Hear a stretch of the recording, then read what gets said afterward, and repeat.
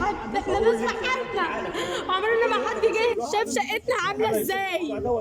احنا على فكره احنا على قدنا، اي نعم احنا ماشيين ايه يعني، ناكل ايه يعني وفيها ايه يعني، بس احنا برضه حمدين ربنا الحمد لله عايشين بشرف وبأمان. ايوه طبعا، احنا عمرنا ما حد قال لنا ان انتوا الناس مش كويسه، ده احنا الناس اللي بيجوا هنا عندنا بيتمنوا ان هم يقعدوا معانا ما بيمشوش ابدا.